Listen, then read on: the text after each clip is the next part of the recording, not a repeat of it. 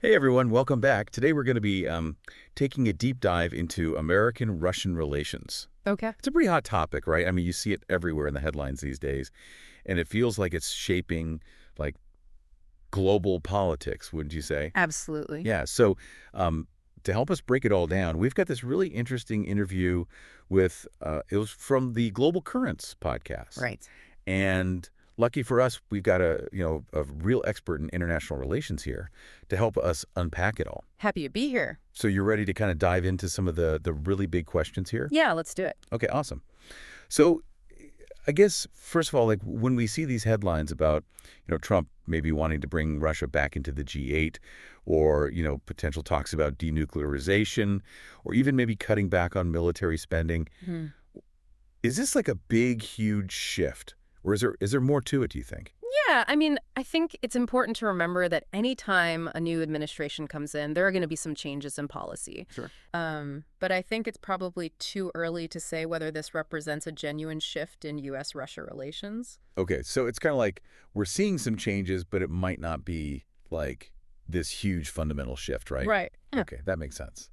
And speaking of Russia kind of doing its own thing, they haven't really been in a rush to get back into the G8, have they? No, not really. Why is that, do you think? Well, I think Russia sees groups like the G8 as being kind of dominated by Western powers, Uh-huh. and they're looking for platforms where they have more influence. So they're more interested in things like the G20 and BRICS. BRICS, that's re remind me what that is again? Yeah, that's Brazil, Russia, India, China, and South Africa. Oh, right, right. So, they see these platforms as being more representative of the current global order. So it's not as simple as like the U.S. saying, "Hey, come on back," and Russia just like jumping right back in, right? Yeah, They've got their own kind of strategy here. exactly. Okay, that's really interesting. And I guess that same like strategic thinking applies to stuff like denuclearization and military spending too, right? Definitely. I mean, it seems like both countries are really into developing all these new fancy weapons like hypersonic missiles and AI-powered systems, Uh-huh. even underwater drones. It's like something out of a movie. It is. It's pretty wild. But it also means that even if we see, like, talks about cutting budgets, neither side is likely to significantly reduce their military capabilities. So even if they're talking about cutting back, they're still going to have all this like really high-tech stuff. Yeah, I think that's a safe bet. Wow. Okay, that's a little scary to think about. Yeah. But it's fascinating, right? It's like these actions that seem simple on the surface are actually part of this much bigger, more complex game. Absolutely. And it makes you wonder about things like sanctions, Like Trump's been really into using sanctions in other situations, but could that really work with Russia, do you think? That's a good question.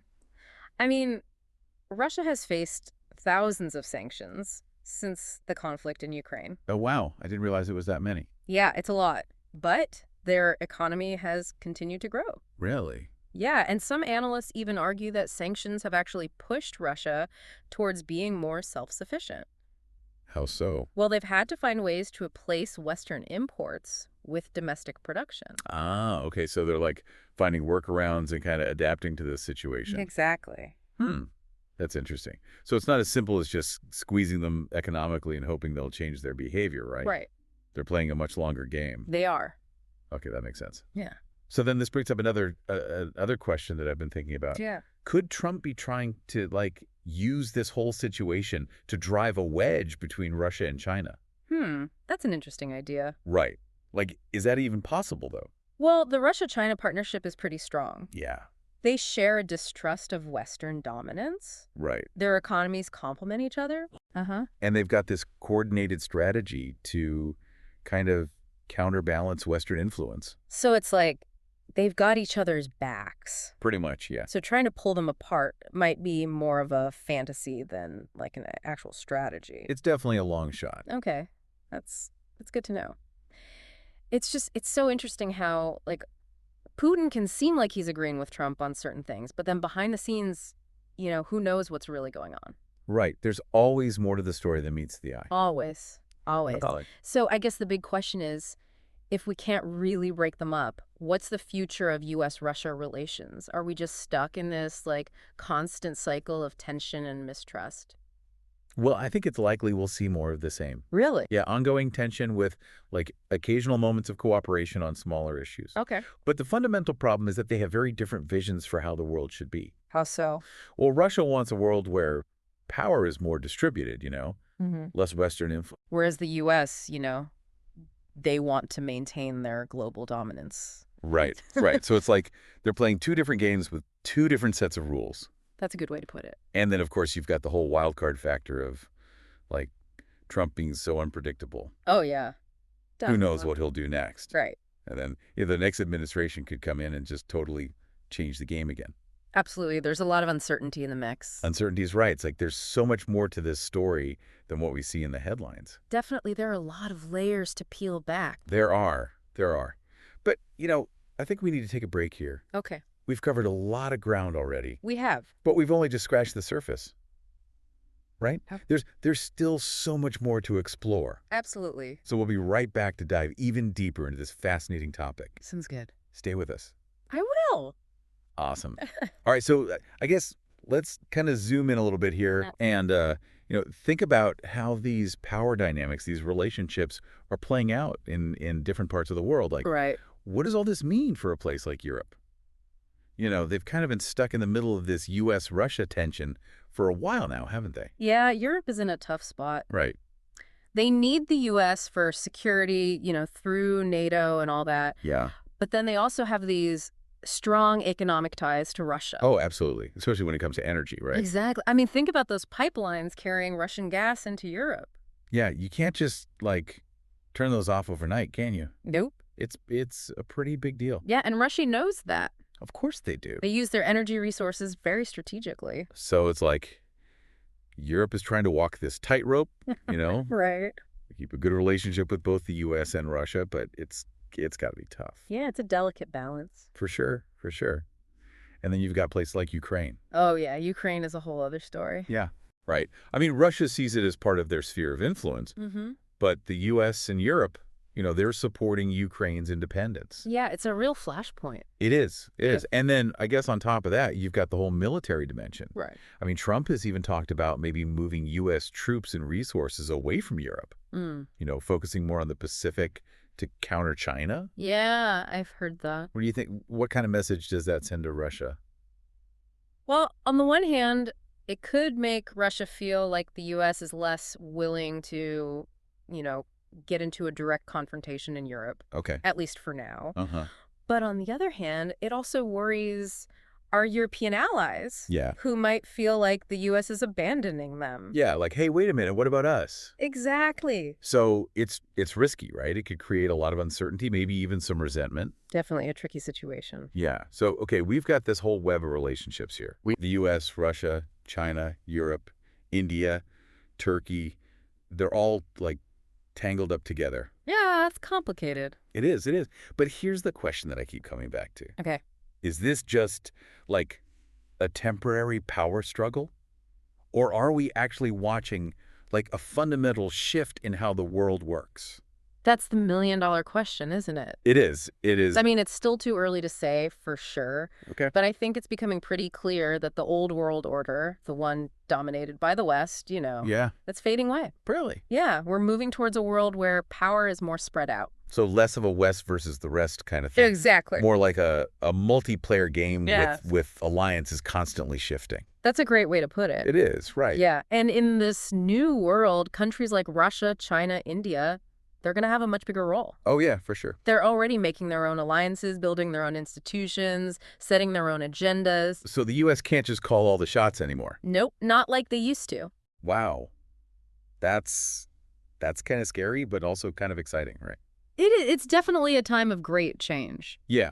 Yeah. I mean, it sounds like we're headed for a much more chaotic and unpredictable world. In some ways, yeah. Right. But it's also a time of opportunity. Oh, how so? Well, for countries like Russia, it's a chance to really assert themselves on the world stage. Okay.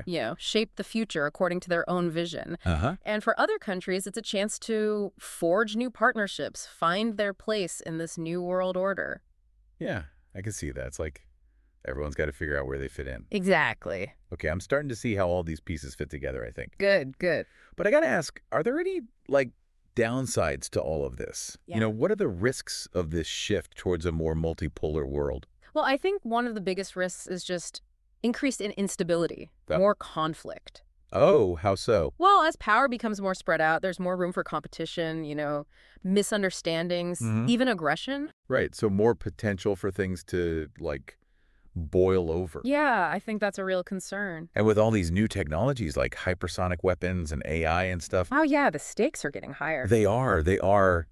It's almost like we need a whole new set of rules for this new world. We do. We need new norms, new ways of interacting. But how do you even start to create that when there's so much distrust between countries? That's the challenge, isn't it? It is, it is. We need to find ways to build trust, even when countries have different interests, different ideologies. Right.